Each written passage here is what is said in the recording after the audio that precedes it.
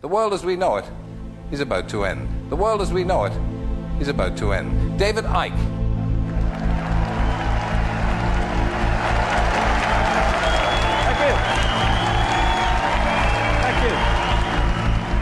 The greatest form of control is where you think you're free when you're being fundamentally manipulated and dictated to. One form of dictatorship is being in a prison cell and you can see the bars and touch them.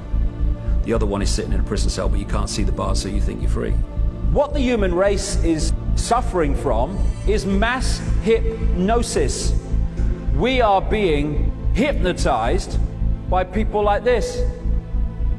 Newsreaders, politicians, teachers, lecturers. We are in a country and in a world that is being run by unbelievably sick people. The chasm between what we're told is going on and what is really going on is absolutely enormous. The greatest hypnotist on planet Earth is an oblong box in the corner of the room. It is constantly telling us what to believe is real.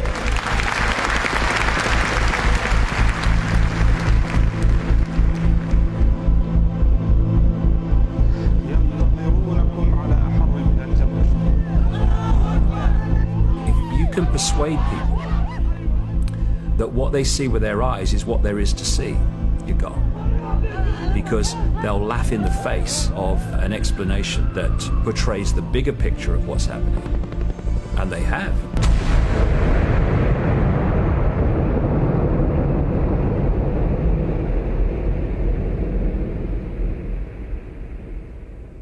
Let me get the story right. The press claim that you claim to be the Son of God. Mm-hmm. Is that true? Yes, you see, the thing is that it's quite funny, really. You know. Well, if you say David Icke to most people, what will come to mind? Those of a certain age will be, that was that bloke on Wogan, and it was a interview that changed my life. I couldn't turn the television on and hear my name mentioned without enormous laughter. I couldn't walk down the street without being laughed at by most of the people. Going into a pub, forget it, there was uproar. Hey, mad! It was an extremely challenging time, but it turned out to be the making of me in many ways. And Pam here has never seen it at all, because it was not known to her until she came and met me and started to realise this interview was highly significant in my life. Let me every interrupt day. you. Was it a great shock for you to discover this at 38? Well, I think the... Oh, nice one, Tel. I think the word... Let's take the is piss. gobsmacked, but I'm delighted that there's so much laughter in the audience tonight. But no, it's... Yeah, now's the great line. Just let me say this. They're laughing at you. They're not laughing with you. Fine.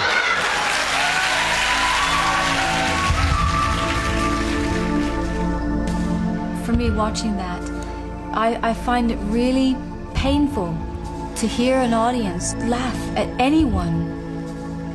There was something so powerful for me in watching what you were saying, resonated true with me, and for people to laugh hurt me greatly.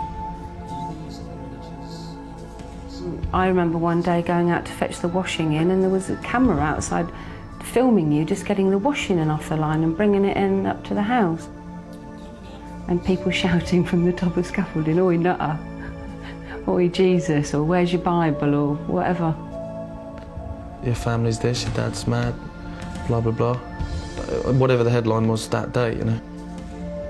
You'd walk around and you'd hear laughing and stuff like that, and it got to the point where you realised that it was because of you. You knew that, you know.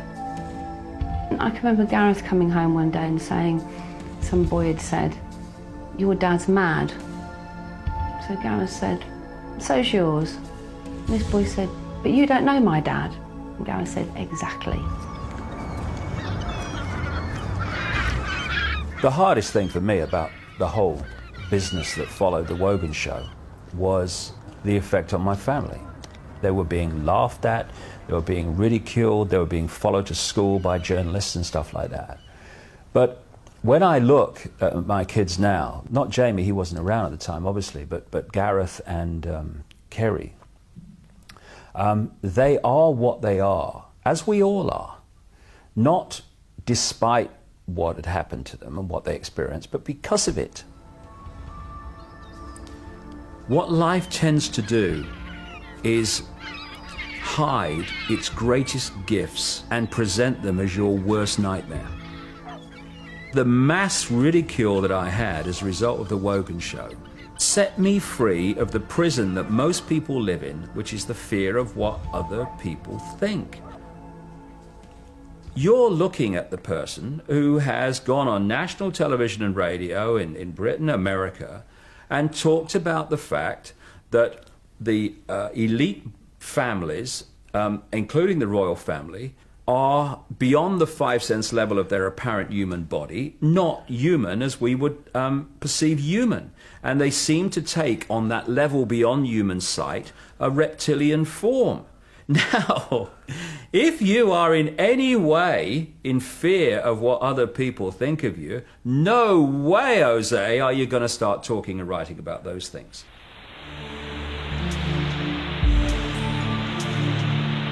Say this. They're laughing at you. They're not laughing with you. Fine.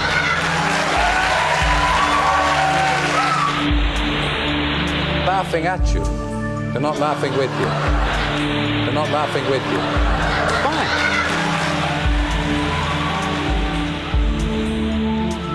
Fine. Towards the end of 1989, I started getting this feeling to go to Peru. So purely on intuition, I got on a plane to Peru. I'm daydreaming, looking out the window. It's like a transit van thing with windows.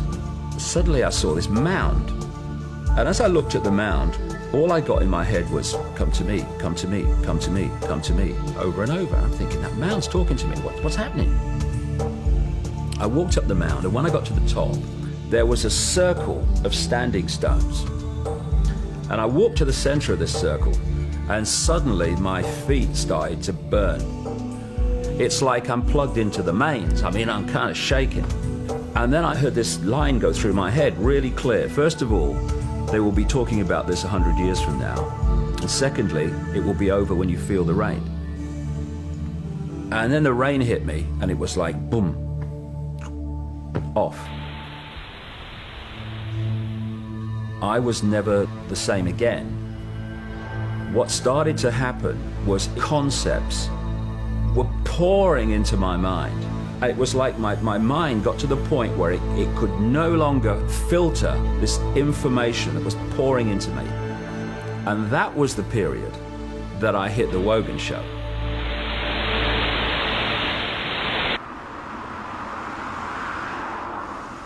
Happy birthday, darling. Thank you. First off, I'd like to give you your birthday card. I didn't fall in love with David Icke. I fell in love with a man. I was on a journey myself. My life took me to Jamaica in 1997, August, to a conference, and it was there that I heard David Icke speak about the 5 sense understanding of the manipulation. And I, like 1,000 other people at that conference, listened to that, and it absolutely, you could hear a pin drop during this 4-hour talk. It was only 3 months later when I met David again in Aruba in 1997. And the rest is history, really.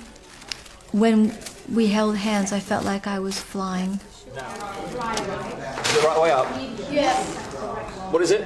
St Helens Station. Oh, only what? Ivan Berriman, fantastic artist on the RY. That's the one. Brilliant. Good shape, Jamie. Hey, that's excellent, mate. Class. I was a real loner as a kid, and I always believed that things in life that I wanted to happen to other people. I used to play football in the playground at my primary school. We used to call it uppers and downers. I saw this thing on the door at the school one day. Anyone wants to try out for the school team, put your name down. Never thought about it.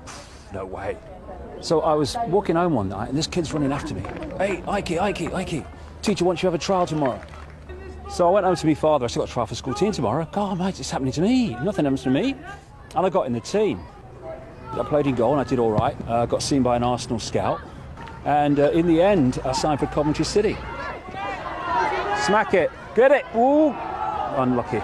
Anyway, and then 6 months after I became a footballer at Coventry, my left knee swelled up for no apparent reason. And that was the end of my football career. But I still love the game, and it's just been a wonderful thing for me. Amid all the other stuff that's gone in with my life, one of the great backbone balancing parts of it, grounding parts of it has been coaching Jamie and seeing a boy who knew nothing about goalkeeping at the age of 7 to become a really excellent, outstanding goalkeeper at the age of 13. All right, mate. All right, Jay. Well played, mate. Same again. Where's she gone? Do you want a cup of tea, Lynn? Cup of coffee? They'll take 20 quid. You're on camera then, aren't you? I'm always being turned down by women. You never lose it. Is that the only pocket money you've got? I know. Sad. This is Linda, who was my wife. What was it? 29 years, mate, wasn't it? It was. 29 years, and we're still best mates. And she runs the book company. You know, Lynn's been in on this from the start. She was here when I had my turquoise period and my transformation from there's me sports going around presenter to thinking- whatever the hell I become. A lot of people would be amazed that an ex-husband and wife are still best mates. That is something that I've had said to me many years. They don't, because it isn't the norm. The norm is that I wouldn't speak to him again and he wouldn't speak to me. That's people's reality. That's not our reality. We make our own reality. Yeah, see, the reality that we're coming from, and you know, I try to get across to people is, see, things like husband and wife. What is that? What is that? It's some label that at some point in history somebody decided it was going to be, okay, and that you can only have a close relationship with someone if you're husband and wife and you share the same bed. This is all bollocks. It's all programmed, tiny vision of possibility bollocks. It's what you are that matters, not what some label kind of tries to pin on you, isn't it?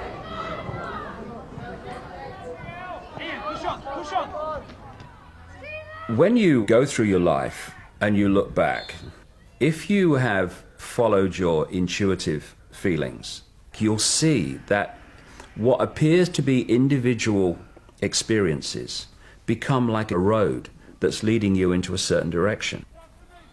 Certain things have led me to where I am now.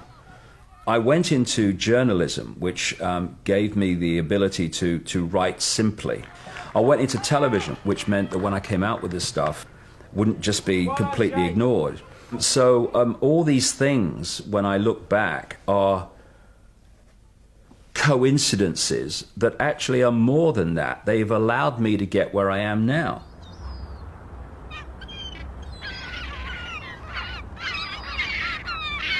Well, on my shelf I've got the books that I've written so far, and it's kind of funny when I look through them and have a look again, I'm always amazed that I ever produced them.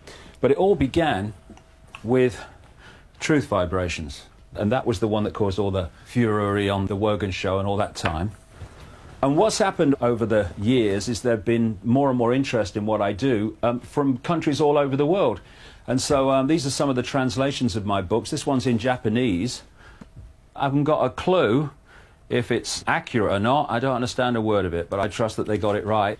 There's me. I wrote a book called I Am Me, I Am Free, also, in which I was stark naked on the front. It's a testament to different attitudes, to the fact that I can be naked in some countries, I have to have a sticker in others, and in still others, I have to have shrink wrap around the book so the sticker can't be taken off.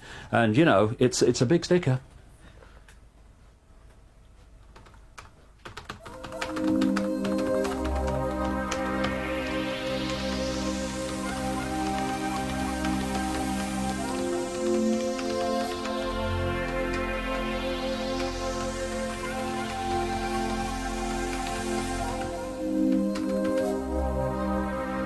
One of the main reasons that people are now looking at my books and what I'm saying in a vastly greater number than ever before is because so many of the things that I've written about over the years are now happening. I said in 1990, we can expect the power and frequency of hurricanes to increase after the millennium. A psychic message said there would be a severe hurricane around the Gulf of Mexico and New Orleans. The bloodline hierarchy at the top of the human pyramid of control and suppression passes the baton across the generations, mostly sons following fathers. I, George Herbert Walker Bush, do solemnly swear. I, George Walker Bush, do solemnly swear. The plan is to engineer events, real and staged, that will create enormous fear in the countdown years to 2012. This includes a plan to start a third world war, either by stimulating the Muslim world into a holy war against the West, or by using China to cause global conflict, maybe both. The years after the millennium will see gathering conflict all over the world, to the point where the United Nations will be overwhelmed. January the 20th, 2001. Don't be surprised if the United States finds itself in another manipulated war during this administration. You will see monsters being created in the public mind to justify such action. Between 2000 and 2002, the United States will suffer a major attack on a large city.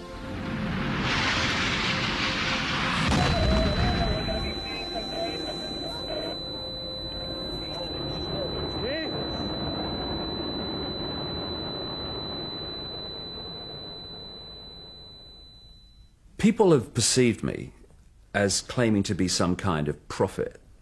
Now, it depends how you perceive the word prophet. If you perceive it as someone sitting in a darkened room and getting it from the ether, then I'm not that kind of prophet, really. It's very clear that there are two stories running side by side in what we call daily life. There's what I call the movie. This is the version of events that the mainstream media and all the official authorities, the system, tell us is the nature of what's happening in the world.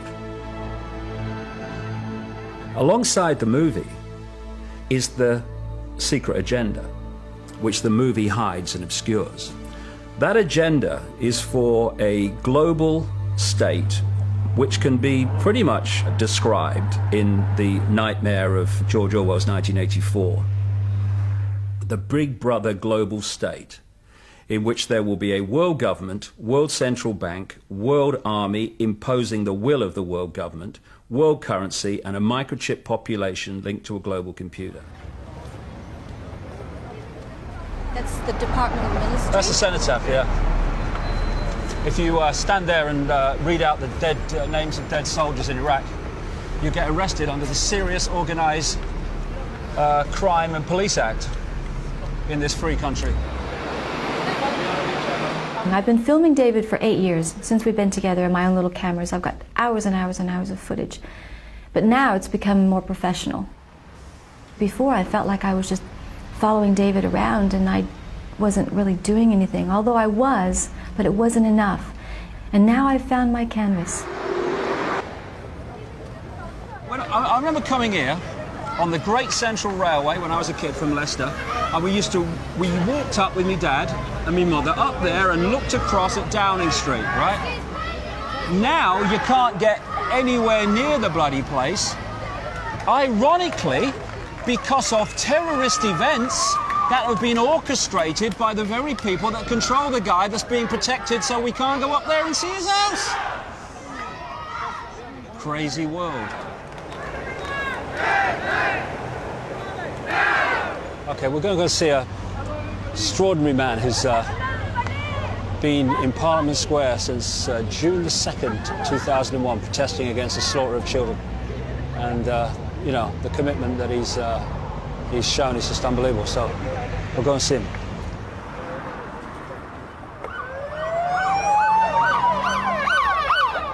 I brought that bucket last, mate. How you doing? There you go, I signed it for you. 78 police, 78 police. See how they run, see how they run. They come to us in the dead of night, give us all a terrible fright, deprive us of our human rights. 78 for lives.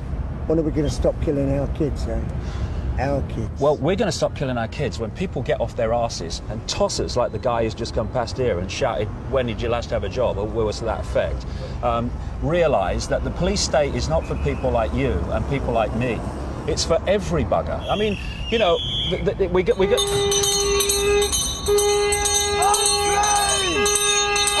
Unclean!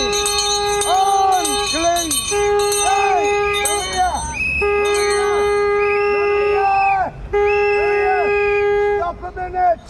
Unclean! Lepers of the world! USA! UK! Unclean!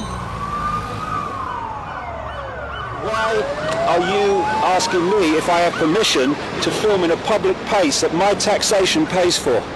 David, it's all right. No, hold a second.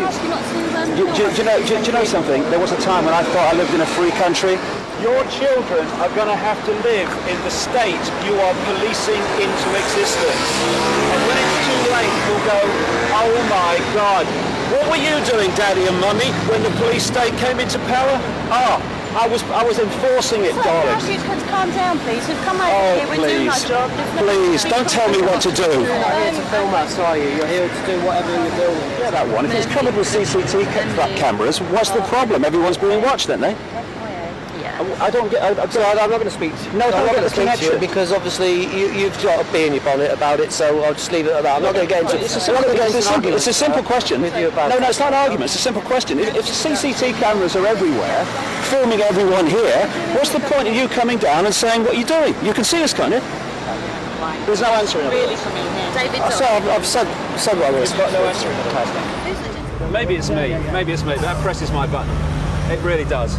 Because, you know, this is supposed to be a free country, supposedly, and you get a camera out in an open public space, which our taxation is paid for, and they come up and start, what are you doing, what are you doing? If that was in Nazi Germany or China, it would be on the news, and the people in there will be going, see, that's confirmation, police state, human rights, no human rights in China, and all these other places, no human rights in Nazi Germany, and then they do the same, but because it's on the cover of freedom and democracy, it's all different. It's exactly the bloody same.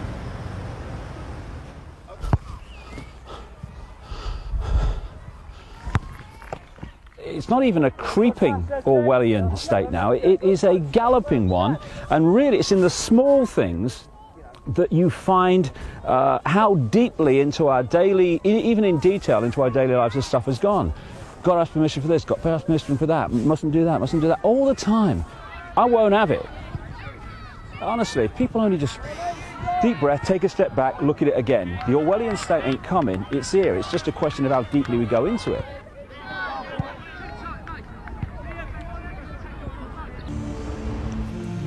I can't speak too loudly because this is a very a species that doesn't like people making too much noise.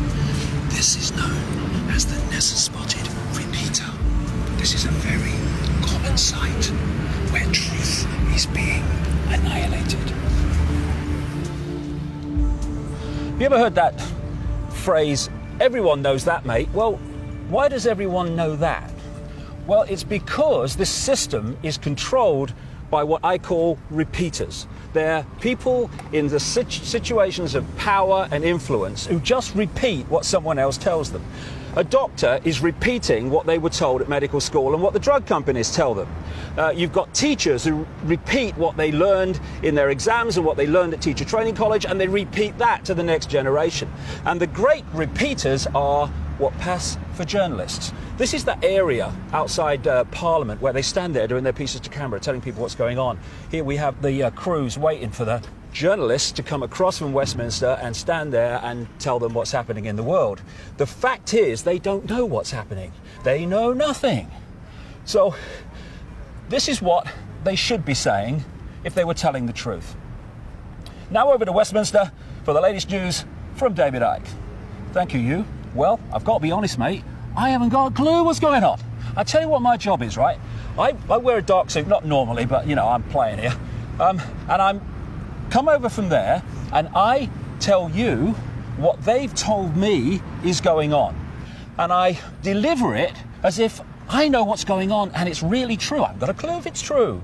But they tell me, and they wouldn't lie, would they? I mean, would Tony Blair lie about what's really happening? Would George Bush, please? I'm a journalist, trust me. And so, what we call News You, what you get paid a lot of money for reading Autocue about, is merely propaganda that they have told me and I tell you. David Icke, BBC, ITN, CNN, CBS, Sky News, Westminster.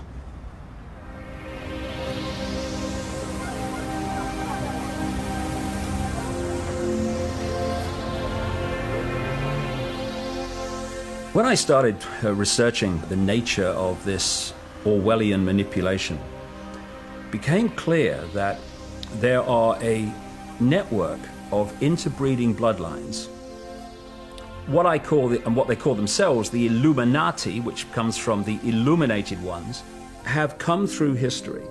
And as people began to reject overt in-your-face dictatorship, they became the people who ran the system. You can look at the Bush family, and they are absolutely Illuminati. As presidents of the United States go, Father George Bush, I mean not the idiot's son, but Father George Bush, is higher in the Illuminati than most of them. The British royal family are one of the Illuminati bloodlines. It's all about genetics to these people. They're like horse breeders. Diana basically called herself the Windsor's brood mare. She was brought into the web merely to be the vehicle to give birth to William. You look at Charles and you look at William, and there's very much a resemblance. But when you look at Harry, well, maybe it's just me, you know.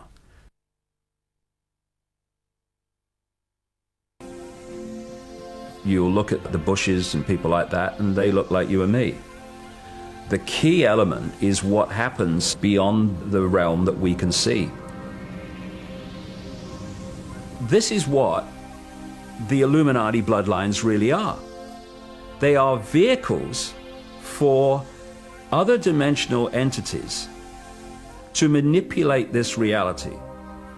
These entities, many of which take a reptilian outer form, are manipulating this world through these Illuminati bloodlines.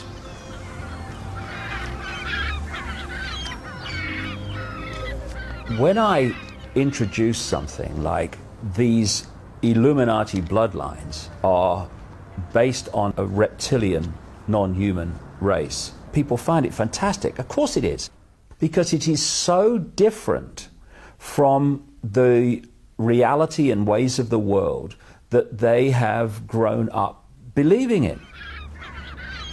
The mainstream media, they want to report, because it's funny, that I am saying these bloodlines are reptilian. But when I'm talking about this stuff, when I try to get in more background, of course the media's going, oh no mate, can't talk about that, we need an early out at 20 seconds.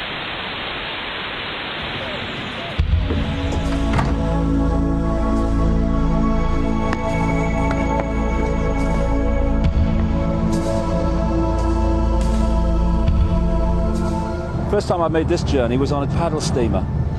I fell in love with the Isle of Wight when I was such a small kid. I remember at infant school, I used to play Isle of Wight ferries in the paddling pool. So I was that far back, and I always wanted to live here, and I made it in 1982. And I used to go up to the BBC and back all the time. So I've made this journey so many times.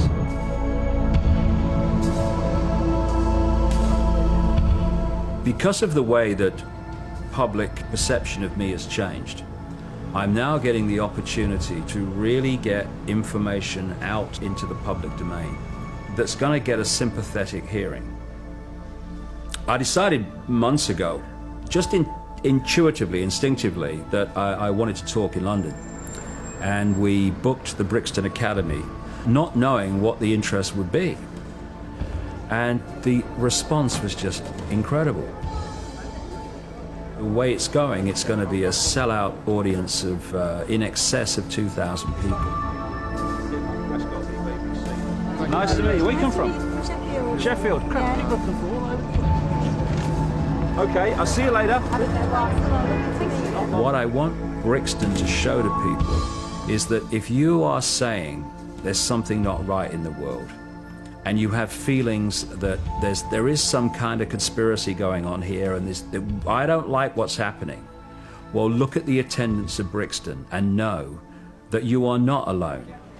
Folks, tickets in your hands, please. Thank you very much. Keep going, sir. Thank you. May I ask you a question? Certainly. Why are you here? Why am I here? To try and get one or two answers. Such a complex thing. I feel that mankind is doomed, basically. So somebody ought to wake everyone up, and I think this is where David Icke is coming in. I think he's doing a fantastic job, and I mean that sincerely. That was beautiful. Thank you so much. Enjoy the show. I intend to. Thank you. There's nothing that beats the interaction between people who are on the same wavelength. And when we came here, what, 2 years ago? No, it was last June. Was it last year? Was it really? Crikey, time flies. We kind of filled the bottom section and just 1 or 2 seats at the top, and it looks like it's going to be a sellout this time. This is the guy, what, 16 years ago, who, if I spoke to one man and a dog and put your own seats out and walked around the towns putting posters out and around the local shops. And the idea something like this would happen, it was just a joke, wasn't it? I mean, you know, I kind of felt instinctively it was going to come. It's what kept me going. But at the time, it was like, you know, dreamland. Well, like you say, it's a big awakening when people are out there. A number of people that phone our office and say, we live in a fascist state. You know, what is this? What can we do about it? Well, maybe after 6 or 7 hours, we'll all know. Well, I was reading his books, as I always do, and now I can't believe I've actually seen him face to face. But I take it all very seriously, and only a fool wouldn't. He's a great man. It's like a pilgrimage, yeah? See, everything he said 10 years ago, and that I thought, that's impossible, it's all come true. Well, he's got me convinced, and there's no turning back.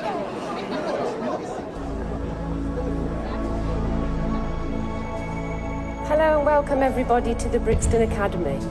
At this point I was going to come out with all sorts of words like how I've known David for 35 years and how he's given the last 15 to researching all that he writes and talks about.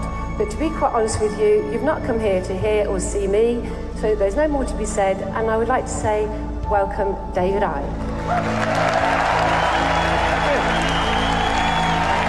Thank you.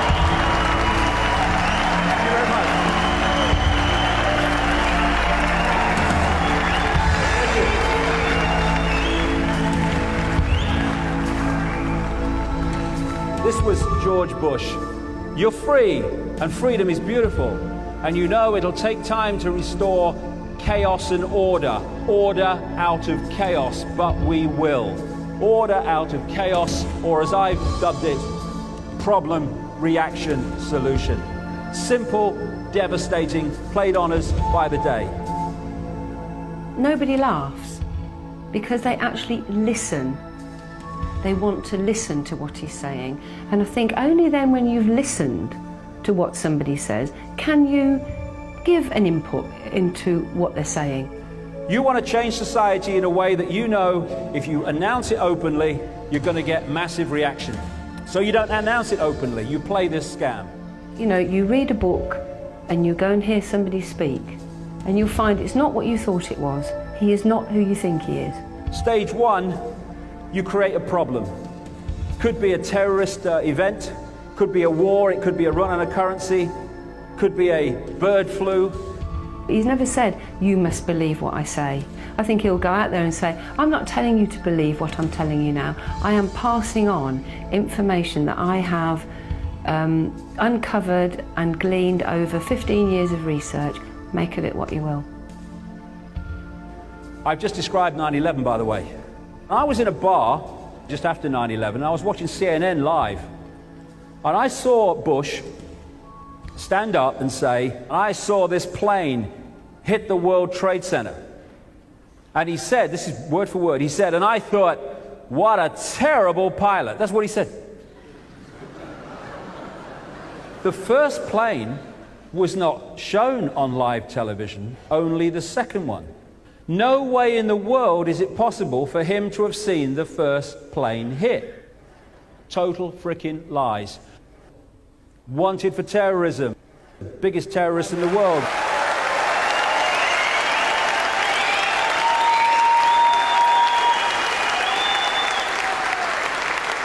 I've had the hands-on healing and I've had the acupuncture and I've still got verbal sodding diarrhea. I can't shift it. I can keep talking. But if we come back in 1 hour and then we'll go into the last part, which is the most important. Thank you very much.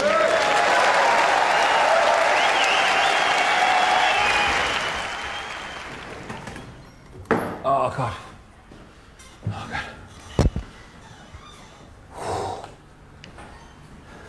I am so naked. All right, mate. We've not met. Grab a seat. Do you want a drink? Hello, Don. Hello, mate. How you doing, man? That is just. No, you're absolutely right.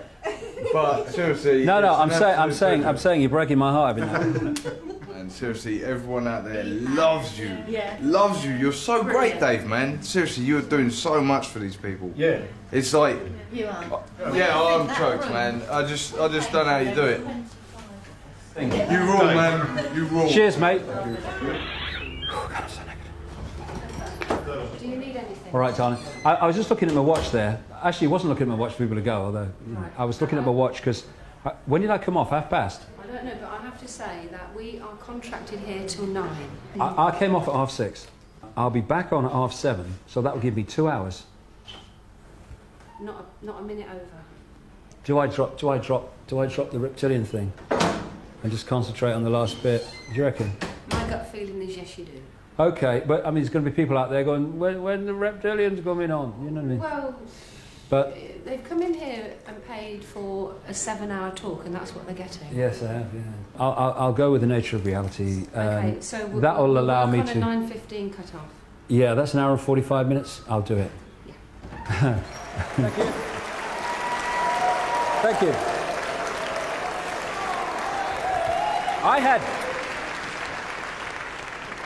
I had an experience over the last week. My mother died. She was in her 80s, and I went up for the funeral.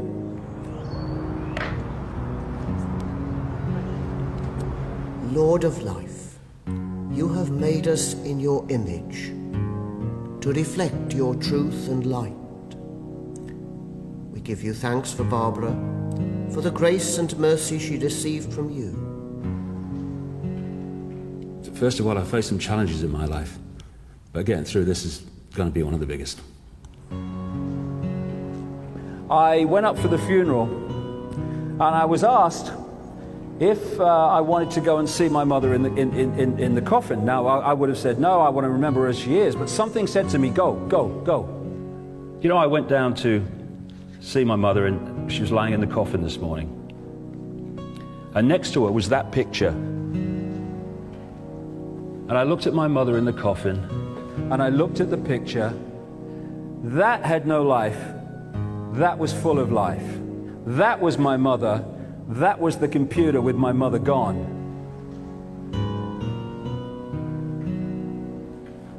My mother's not in that coffin. My mother's not being cremated today.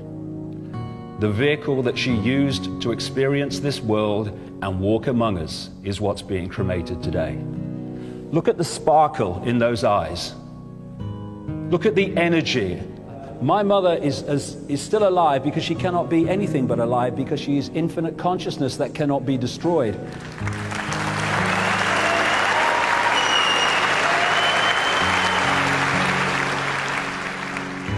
All that was my mother has simply left this tiny frequency range that our eyes can perceive and now exists on another.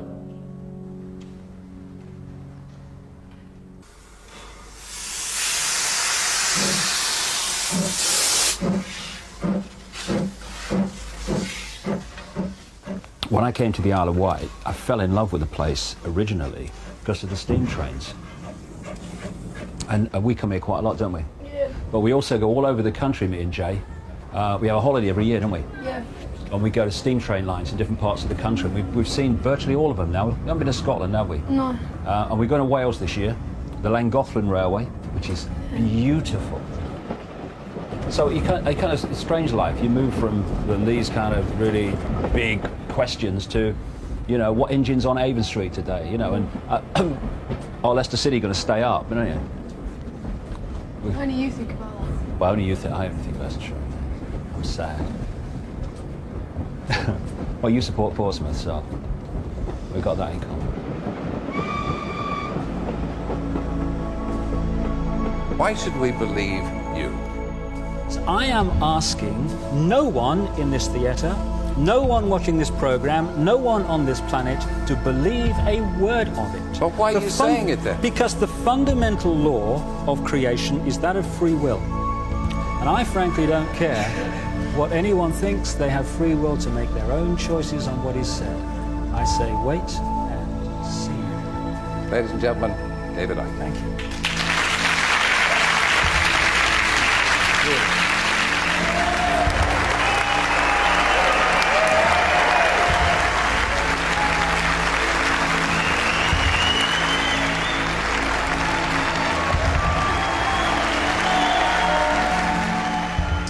For every person in Brixton, there are vastly, vastly more people, thousands, millions around the world now, who are also in the same mode of thought that they are, in terms of wanting to know what's happening in the world, because the official versions of what's going on make absolutely no sense. Some of it was a little bit hard to swallow, but it's all the facts that are backed up.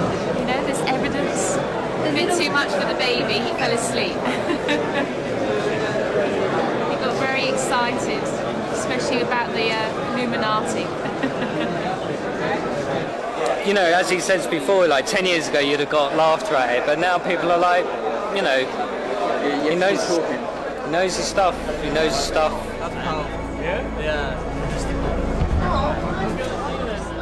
Yeah, I feel like I've died and gone to heaven. Great day. Well done, David. You enjoy it, Jay? Yeah, I watched the last hour and a half or so. Did you understand a lot of it in the end? Yeah. That's how you create a life that you want, mate. That's how you create a life you want. You do it from a young age and nothing's impossible, mate. You want it, you know it, you'll do it. It's comforting to me in a way, not least for my children. I remember my daughter Kerry saying to me, you know, Dad, one day I'm going to be able to walk down Union Street and I'm going to be able to say, my dad's not mad. Look at what he said, look at what is happening. He was right. We're now at a point where she's close to being able to say that. To see it come out the other side. It's like chains just breaking off. What they want to do is hold us where we've always been, in the eggshell. Hold us in this computer-level sense of reality we call the five senses, and disconnected from the infinite consciousness that we They want to manipulate what is in our heads so that we see the world they want us to. The only truth is we are infinite consciousness. We are all that ever has been. Only when we know who we are can we know freedom. Not free of the next Blair Bush introduced law, not free of, but free. The Illuminati Orwellian state is not the immovable object. It's there because we're holding it there. When we choose not to, it'll crash and it'll all be over.